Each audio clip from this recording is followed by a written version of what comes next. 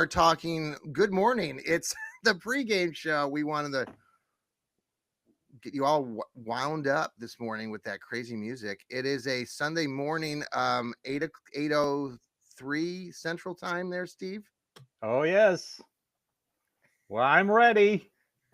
Go Browns! Go Browns! I usually get up at 6 o'clock every day. I'll show you everybody. I'm drinking out of this is my good luck coffee. My Oh, Browns there coffee you go. mug. There you go. So I've already had my 3 cups. My wife and I seriously, usually 3 cups? We limit ourselves to 2 cups a day until Sunday. Then Sunday we have 3. Dude, that's a lot of coffee. I'm still on Not really. one. Well, yeah, it is a lot of coffee. Well, how big are the cups? Are they like? Are they big? Oh, Like, they're good size. Okay. I mean, they're not 8-ounce cups. They're right. mugs. But yeah, well, we used to own a coffee shop, and we would whoever opened would start the day with a shot of espresso, because you got to gauge what the your grind on your espresso. We didn't have an automatic machine. We had a normal espresso. You don't push a button like at Starbucks and all of a sudden miraculously you have a latte. We would actually be baristas. Yes. So and every morning you had to test the espresso. So every morning I started with a shot of espresso. So oh wow. Little known fact, Coca-Cola has more caffeine in it than espresso. Really? Okay, there Yes, you it go. does. A lot of people think that a lot of people think espresso's got more caffeine. No. A can of Coca-Cola has got way more caffeine than espresso. When you're over there across the pond, like when I was younger, went over to Europe, Italy, all those countries as a teenager, I remember one of the excitements was, you'd stop in these little mom and pop spots all over the countries, and they'd have, like in Italy, they'd serve the little espressos or stuff. You always thought, oh, this is, you're getting this really awesome type of coffee, and just felt different. So I just had to take my glasses off, Steve, because I'm so hot. My glasses are fired up. They're fogging up. They're fogged up. I'm just ready for this game. You're ready. Are you ready for this? Little known fact: everybody that goes to a coffee shop and orders an Americano, yes, that's espresso with water, hot water. Okay. The reason they call it that is Americans would go to Europe and they would order espresso, and it would be too much for them, so they'd ask for water. So that's why they call it an Americano. This morning, the Browns play the Minnesota Vikings over in London. It starts in about 24 minutes, so we're not going to keep you very long here. And I know Steve is. We're both excited to watch this game. Are you excited about Dillon Gabriel? I guess. Yeah, I am. Yeah. Start with this. I really am. Yeah. Kid holds the record for college touchdowns. I think he had 188 touchdowns at the 3 schools he went to. Always went to a bowl game, which, people may poo-poo, but that's an accomplishment. Every different place he went, I think he'll process a lot quicker. I think Kevin Stefanski will be able to use his misdirection and rollouts a lot better with him over Joe Flacco. I noticed that Cornelius Lucas is inactive. And also they're saying that KT Leviston is starting, and Cam Robinson is active. And Jack Conklin is active. So I'm curious how long they go with Levinston. I joked to somebody that maybe that Levinston is active because he's going to be the starting fullback. That's probably the only place I'd use him. Yeah, right. But I'm good to see that Jack Conklin's back, and I think that's going to have a positive outcome, because that frees up Njoku and also frees up the fact that they could play Dylan Sampson. I mean, a lot of people say, why is Jerome Ford in the game? Well, he's the best pass blocker of all the running backs. Right. So that's why they put him in, because our tackles have sucked so far Mm-hmm. this year. So We I really think don't that'll, talk about that part of to football. Most people just, gloss over that. They don't yeah, pay attention to that. But that really is, and you really want to get down to the X's and the O's and how to win a game. You've got to have people that can surround the quarterback and help them. yeah. Key fact: your quarterback has to remain up, upright. I But am, yeah, it's going to be tough. Everybody's posted that quarterbacks starting their first start since 1999 are 0-14. And as you know, I am not a big believer in statistics.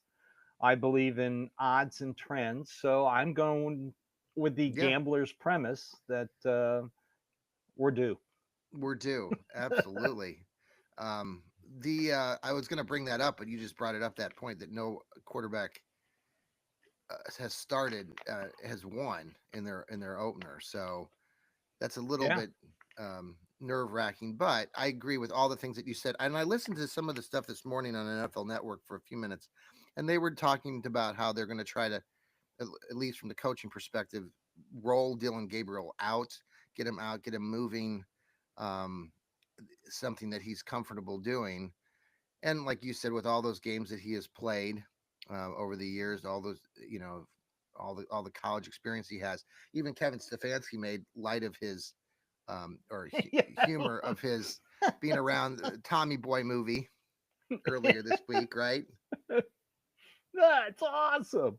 Uh, By the way, I yeah. want to get Kevin Stefanski's sweatshirt. I've been trying to find that one that he wears. He wore it the other day. It's that orange one with. I can't find it. I don't know if you've ever tried to look. Those are just for the coaching staff. Yeah, that's what I figured.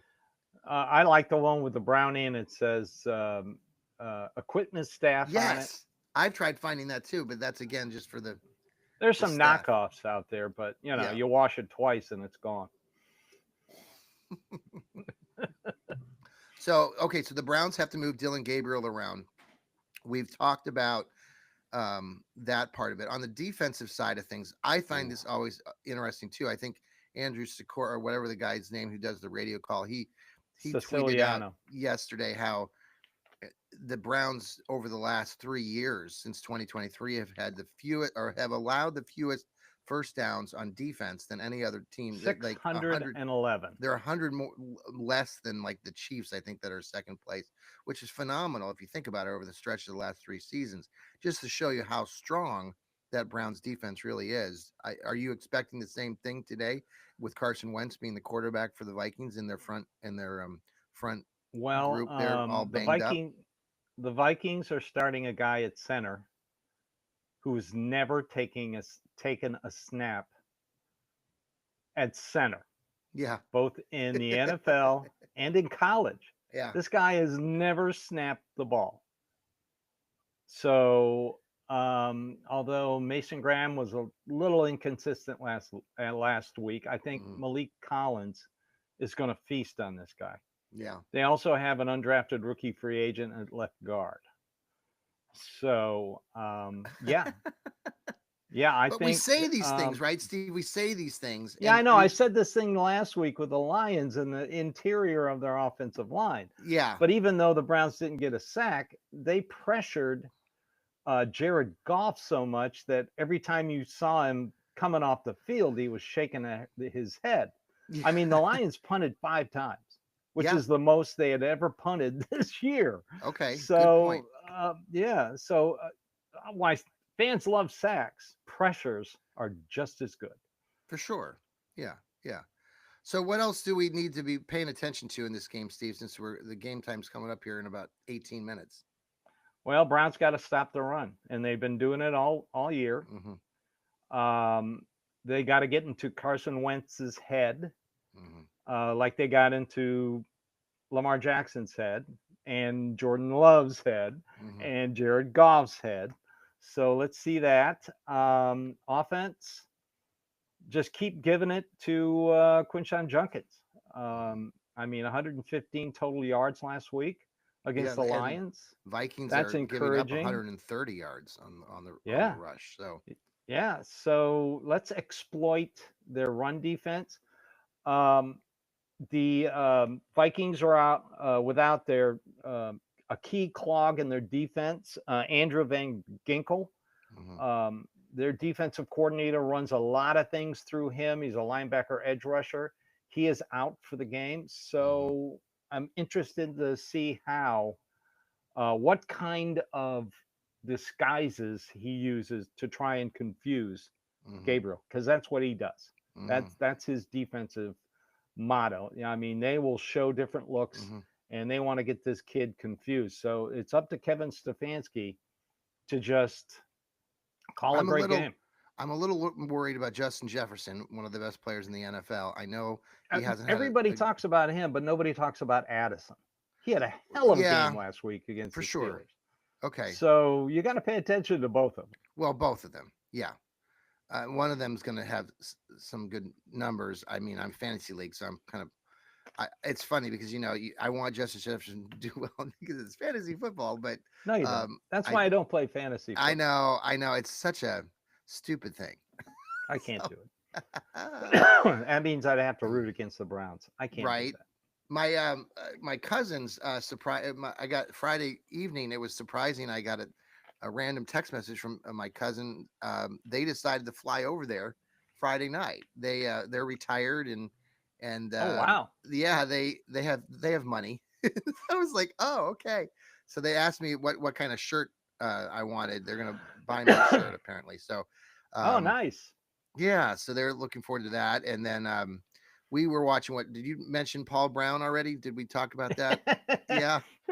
Paul Brown electric biking to the tailgate with a bag full of Jägermeister for his 100 Jägermeister bombs, and he looked. He said, "I've been drinking for 4 days, and I don't think my liver can take it anymore."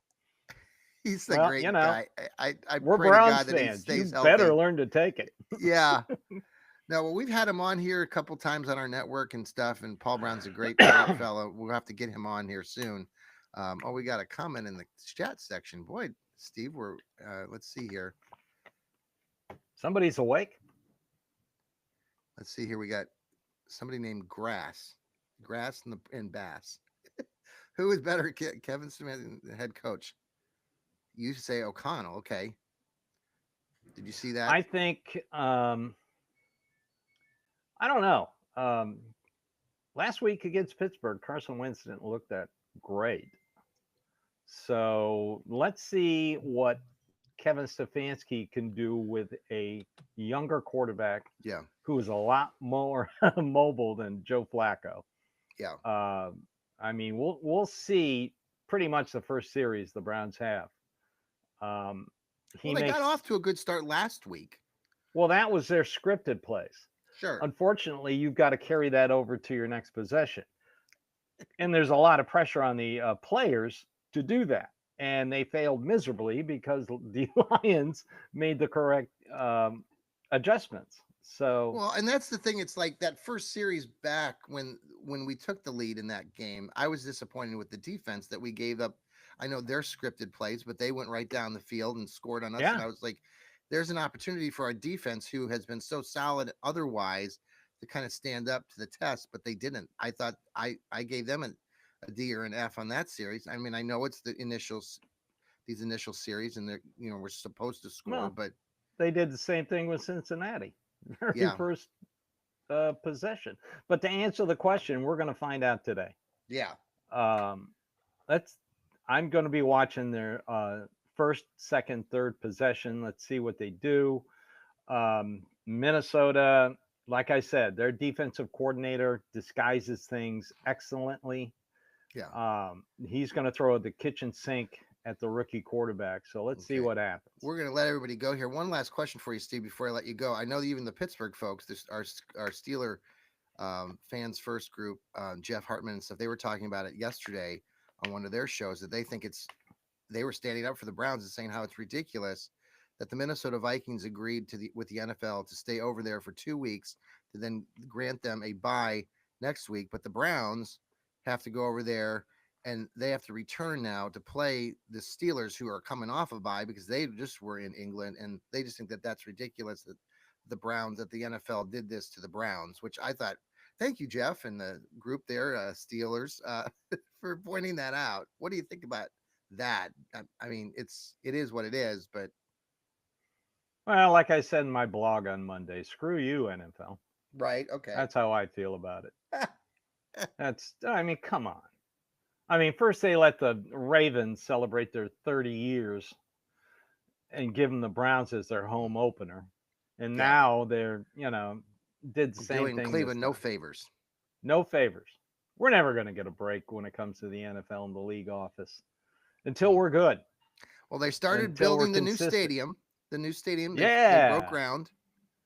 The NFL loves us for that because that gives them revenue.